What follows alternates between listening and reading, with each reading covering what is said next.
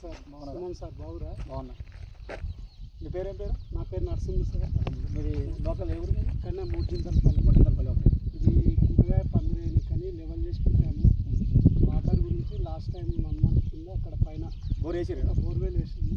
Okay. ఎక్కడ car దగ్గర? Car పైన దగ్గర 360 ఫీట్లు వేసింది. అంటే మామూలు ఎట్లా వేసారు? మీ సొంతంగా చేసుకున్నారా? అంటే లేదు సార్, అది వేరే అతను వచ్చి కొబ్బరికాయతో చూపించింది. చూపించి ఆ కొబ్బరికాయ మీద కూర్చొని తిరిగి ఆయన గిరగిర తిరిగి పడ్డాడు. ఇక్కడ ఫుల్ వాటర్ ఉందని చెప్పింది. చెప్తే అదే నమ్మకంతో మేము అక్కడ బోర్వెల్ వేసి మామూలుగా కొబ్బరికాయ సరే ఇట్లా పట్టుకున్నారు, ఇట్లా పడుతుంటుంది.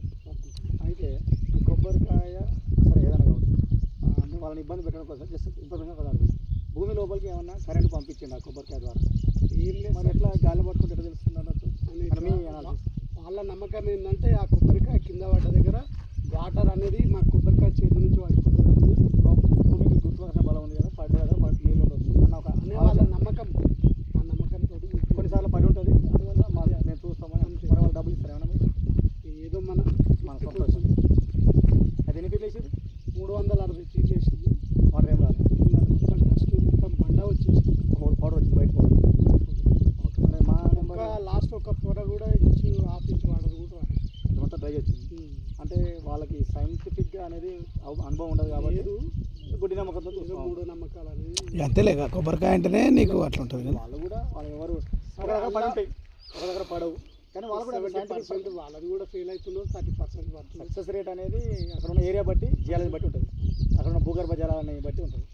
అయితే ఇప్పుడు మరి జియాలజీ మమ్మల్ని విలువని నా క్లాస్మేట్ మా దోస్తు ద్వారా మీకు యూట్యూబ్లో పరిచయం అయింది అతను. అవును. అతను ఫీల్డ్ వరకు డ్రిప్ ఇరిగేషన్ అవును. ఆయన చాలా సైడ్లో మీరు చూసిరట, అవును, సక్సెస్ అయినా అని చెప్పిండు. మా లాస్ట్ వాళ్ళ బాయ్ దగ్గర కూడా మీరు చూసిరు. అవును. అదే నమ్మకంతో మిమ్మల్ని మా భూమి వద్ద తీసేయడం జరిగింది. సరే. అంటే మామూలుగా ఇట్లా ఫెయిల్ అవుతుంటాయి కదా, అవును.